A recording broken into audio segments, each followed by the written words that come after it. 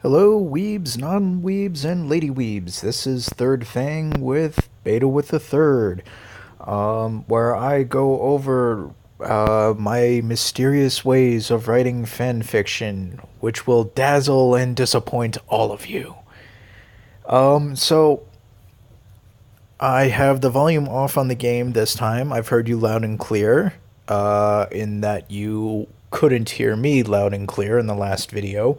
So we're gonna try this. I apologize if you like the background game music, but it's not gonna be here for this video. So I saw your comments, and I will answer a few of them today. Hopefully, I will remember to put a bit of commentary in the video description so that you all know what I'm talking about ahead of time. And so let's get on with the show. I got one of the first comments I got in the previous video was how I write my plots and my stories, and less about less about how write my plots and stories, and more about how I make everything work so well. If you don't understand what I mean, sorry, I'm rambling.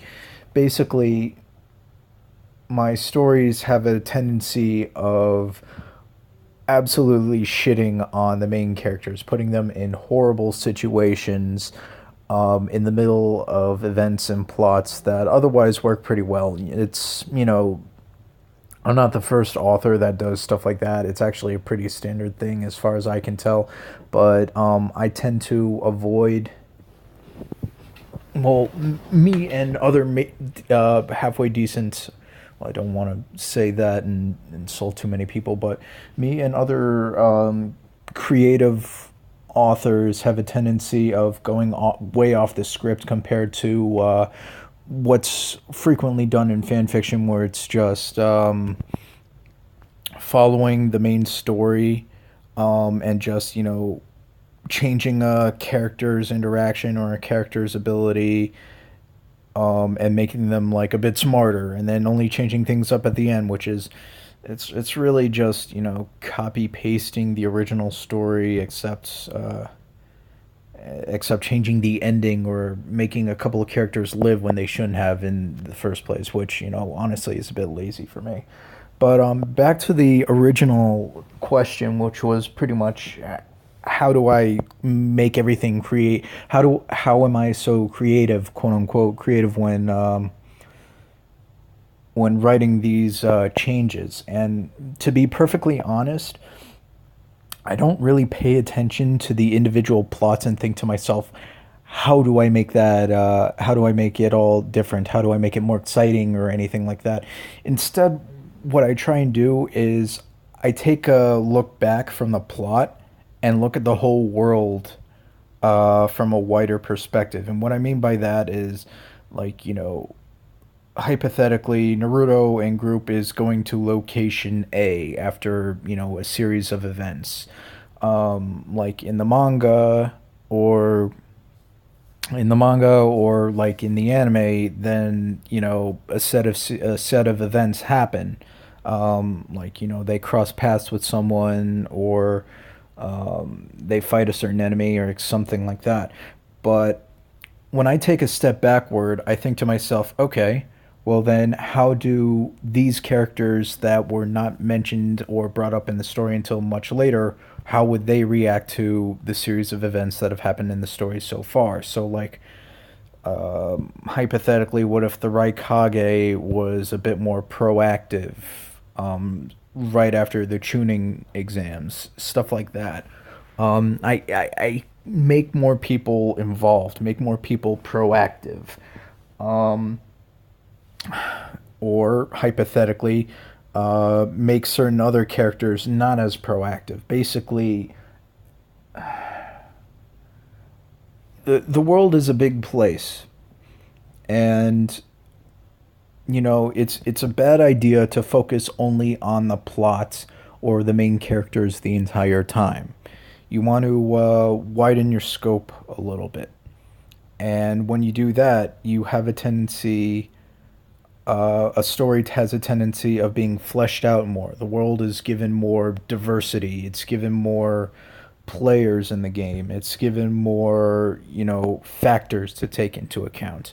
And so it becomes like a multiplayer game of chess in a way. You always got to think about who else is playing the game, who else has motivation, who else has what would they do in this situation, what would they try and do.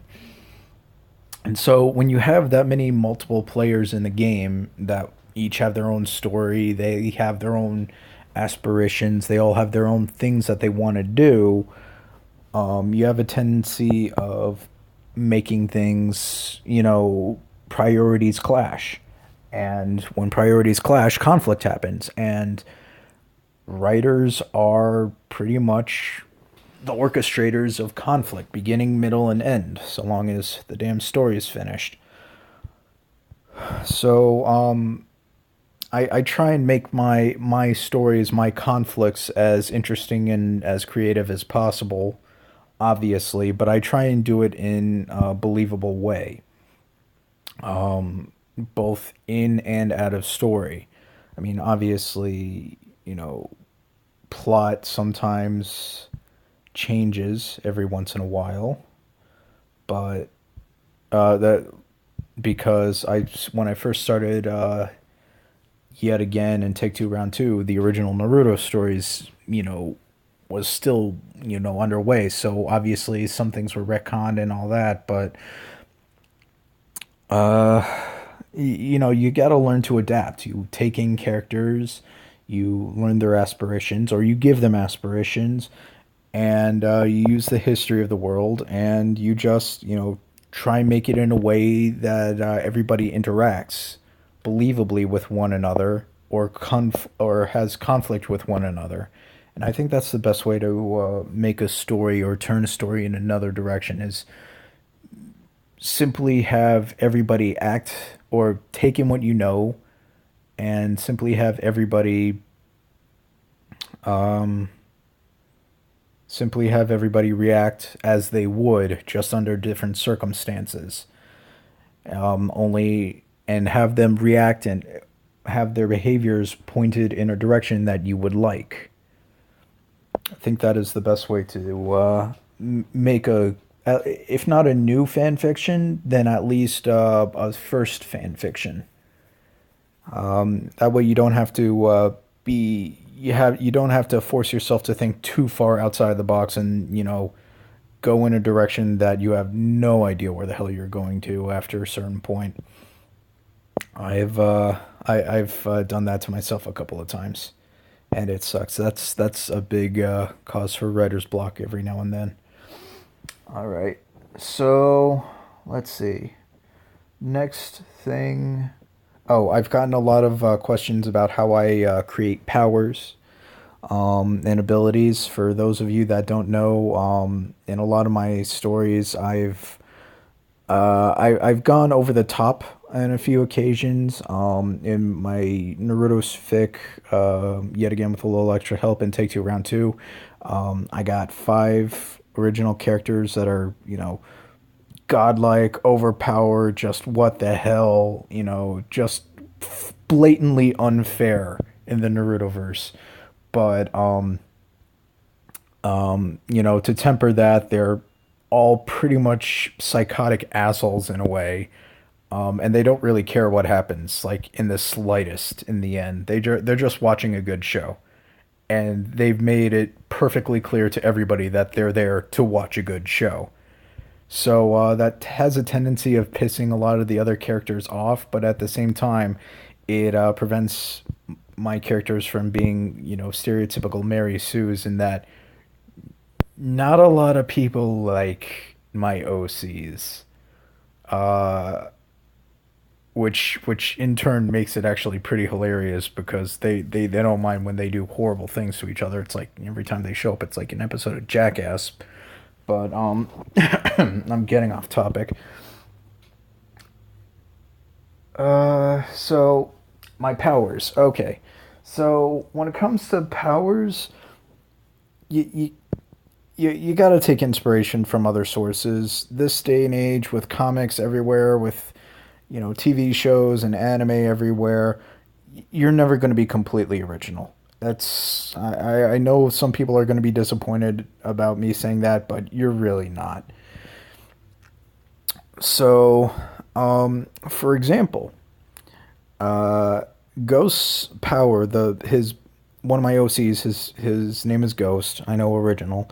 His trademark powers, he wields a black flame. I know original, but the fire's special power is that it burns literal time space.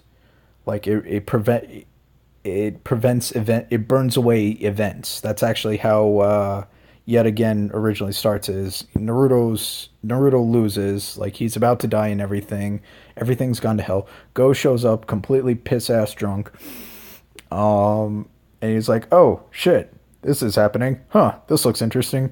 So and then he just literally burns the living hell out of that universe, and then Naruto wakes up like 5 years, 4 or 5 years in the past. He's a kid again, and the timeline that he originally came from is completely gone because Ghost burned it away. He burned away the events. So that power originally was inspired, believe it or not, from Orihime from Bleach. I kid you not.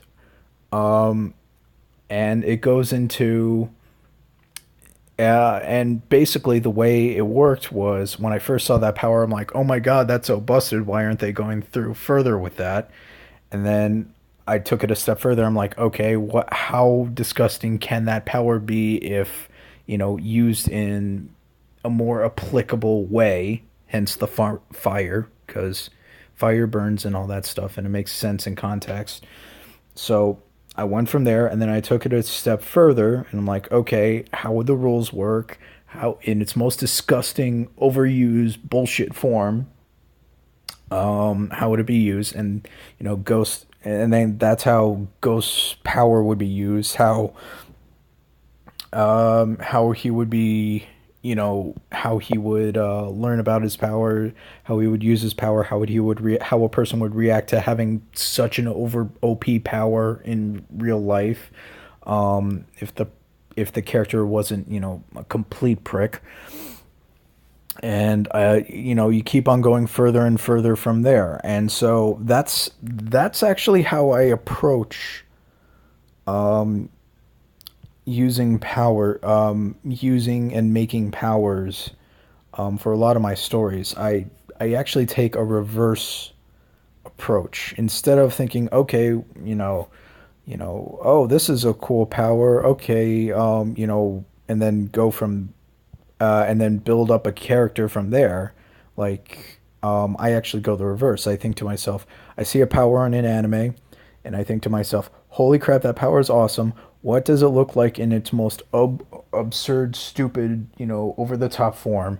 And then I actually dial it back, dial it back, dial it back until it reaches a state where I think, okay, that's actually really good, for a character to start off from, to build a character around, and meshes with everybody else. And it works phenomenally well because when you take that approach, you can actually, again, double back and think to yourself, okay, you know, by this point he can learn how to do this. By this point he can learn how to do this. And if it's a main character, you already know how dumb it's going to be at the very end because that's what you were aiming for in the first place. So I really like it's sometimes it works, sometimes it doesn't. But when it comes to making god level, stupidly overpowered characters and stuff, and you just want to make have fun with it, it's definitely a way I would recommend for anybody who's trying to write characters and write over the top powers. Start way overboard, and then keep on dialing it back until you reach a point that you think this will work. And if you feel that it's still maybe a bit too much or it might drive people off because it's still too much, Just dial it back even more, and then you can return it there any point you want when the plot slash you determine it. So that's how I approach making and working with powers, and it's it it's fun. It really is fun. So let's see. Let's see. What else was I asked? Um. Someone asked me about the big three powers, the big three states. So among among my the mythos in my fan fiction universe, who I have quote unquote the big three, and two of my original characters are among those big three. Now, the big three are pretty much representatives quote unquote multiverse representatives huge of the multiverse itself, basically. The beginning, middle, and end, creation, being, and destruction. And Shadow, one of my other characters, I know. I when I first started this, I was a huge Chunibo.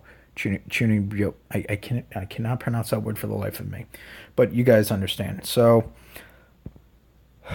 Shadow's the beginning, and Ghost is quote unquote the end. And basically, when you can't earn that position, you basically have to be quote unquote uh, the most suitable person in the multiverse to possess the qualities for that position. So Shadow was already like the most suited person to be quote unquote the beginning. So she received the authority of the beginning. And Ghost, because his fire is just so disgustingly OP that he's actually scarred the multiverse and people can navigate it because of that scar. He is he is the most suited person to hold the title of the end. So those are the big three, and the middle being everything. That character has been mentioned, and he does not have a good history with the family. And I won't go into detail because of spoilers and everything, but that character is in a place that he does not like, courtesy of the rest of my OC characters, because they are super pissed off at him, but they cannot kill him because of rules, interdimensional, multiversal rules. They can make him miserable, but they can't kill him. But someone asked me about me creating a void specifically, and unfortunately, void does not work. There is no position for void because exists. Void is an existence, quote unquote, existence that was there before and will be there after the multiverse. So, because it's an outside existence, it's an outside entity, so it's not part of quote unquote the system. I guess is the best way to put it. Sorry to disappoint. So, you could say it's a cycle. Shadow creates everything from nothing, from the void. So she literally like inverts reality from absence. So that's the beginning. The middle can control or manipulate everything that exists, but he cannot destroy or create. Hence the middle, hence being. And Ghost is destruction, so he can literally just wipe out everything if he wanted to. He is seriously like among all three of them, he is by far the most OP, and that is primarily because his fire is from a source that is crap. His fire is from a source that is from a source that is from outside the multiverse in general. It's like an outer force. It's not part of the system in general. So there's pretty much nothing like in the multiverse created from the multiverse that can that can compare to what he has. And he's kind of pissed because Ghost is, well, not to be super dark, but Ghost is suicidal. He's been trying to kill himself for like millennia, but he can't find a way to kill himself because his fire eliminates the event of him killing himself. And he's found some pretty creative ways to try and kill himself. It's actually a running gag. Like, at first everybody's like, it's, bit more violent version of Jackass. He's getting his ass kicked all the time and, he's dying, but he gets better. It's, like Ed, Nettie or Invader Zim, but even more like overkill. Except you realize he was normally a normal guy, but he's like been pushed and like tortured and shit and like just been through the ringer so much for so long that he's pretty much gone full circle in terms of his suicidal tendencies. So it's like, so if anybody asks him, it's like, yeah, I'm suicidal, but I haven't found a way to kill myself yet, so I'm just putting that on the back burner for right now because I haven't made much progress on it. So yeah, it's when it comes to when it comes to making a really memorable character, you got to have something that you know something about them that makes them just like stick out, make them go full, just make them completely abnormal, I guess. But still, human in a way, or hilarious, or amusing, or whatever. Sorry, I kind of lost my train of thought. Um, let's see. Ah, let's see. Inspiration for creating original powers. Already covered that. Oh, okay. Last one. I know a lot of people are going to ask about this. The log. Oh, the log. Such a fun history with that. Okay, so for those of you that don't know, if a person was if you were to go into fanfiction.net or any of the major fanfiction archives and look at Naruto fanfiction and then pick any of the major Naruto fanfiction stories out there, I'd say there's about a one out of 10, 1 out of 20 chance that the story that you will read has characters treating, like saying, instead of God damn it or Jesus Christ, it'll be like log damn it, son of a log. Basically the log has taken the place of Jesus and God. That was me. I kid you not. I have corrupted and created a meme that permeates and is a constant in a fandom. And this isn't the first time I've done this, apparently. I have also done a smaller one in the Fate Stay Night franchise. Of course, Natsuverse fanatics hate me for a whole plethora of reasons, but that's also one of them. But okay, so I created the log. It started off as a joke, a running gag, and people loved it that it's now a thing. So how did that happen? Well, keep in mind that I started writing about 10 years ago. You know what also happened a lot, quite frequently about 10 years ago? That was the age where a bridge series were starting to pick up. And what do you know? That was also when Naruto the Bridge series was also a thing. Oh, yes. Yes. The log was inspired by Naruto the Bridge series. That dumpster fire. Well, I can't say dumpster fire because Masako X originally worked on that, but it fell apart as soon as Masako left. But so in the abridged series, basically Sasuke like had a rivalry with the log, and you can see where this is going. And basically, he kept on getting his ass kicked. And at one point, the log even summoned Bahamut in one fight against Sasuke, which I found was absolutely brilliant. So, I have anybody that's read my work knows that I enjoy making shout outs, especially yet again in my Naruto fanfic because I'm a troll like that. I'm shallow and shameless. Go ahead. So I thought to myself, as I said with the powers, okay, how can I make the log like the most dumbest thing possible? What is the like, overkill? What is the biggest position that I can make the log other than maybe like the Hokage and everything like that, which in hindsight would also be pretty freaking hilarious. So I thought, oh, I'll make the log Jesus because the log is constantly being replaced and sacrificing itself for the sins of the shinobi and dying on their behalf. And I thought, oh my god, this works perfectly, especially in Konoha because they're surrounded by trees. So I just went full nonstop with that. And I just kept on getting worse and worse and worse.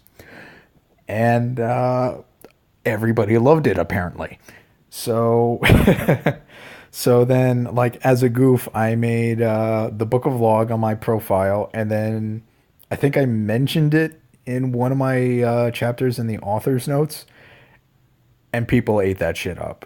People, like, the second I put that in, like, people made fics based off of the log, like, the book of the log. There are actually fan fictions where it's just excerpts on their own version of the book of the log, and I found it absolutely hilarious. And this, mind you, this was before the Ten Tails shows up and Kaguya shows up and the World Tree shows up. And those that read my stories know that I personally hate the idea of the World Tree being stuck in Naruto in the first place. I thought it was a total cop out, like complete. They could have done anything. Kishimoto could have done anything in his story, but he made the World Tree slash Kaguya final boss. I'm like, that's lazy writing. But that happened. So I did not immediately relate the log to the World Tree at first. But then after a certain point in time, I thought to myself, oh God, this works seamlessly with one another. Because the best jokes, I personally find, and that the best jokes are like the running gags that everybody makes fun of, and then you leave it alone for a while, and then you bring it back, and it's somehow relevant to the plot. And I find those jokes to be like the best ones possible because it just catches everybody completely unaware. They know it's a joke, but now there's a entirely new side of the joke that, nobody saw coming. And it just, you know, it makes it brilliant. And I actually did that recently.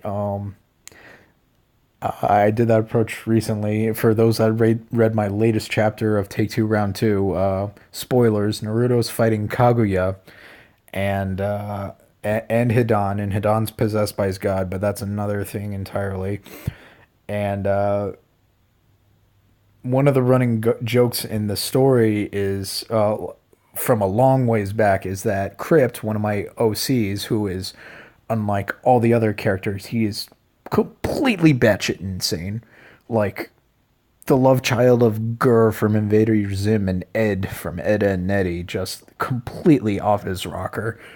He thinks that the Hyuga clan consists of nothing but ice cream people, and he one of the gags is he's constantly running around chasing Hyuga and like biting their heads and trying to find out what flavor they are.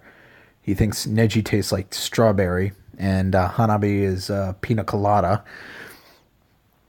So, so in the middle of the fight, Naruto's like, "Oh God, I need to, I need to buy time. I need to stop this lady, but I need to stall for time, for my super attack to happen, but I need to buy time. So, I got to be annoying because annoying works. Annoying buys time. So, but what can work against this lady? I mean, she's a Hyuga, but you know,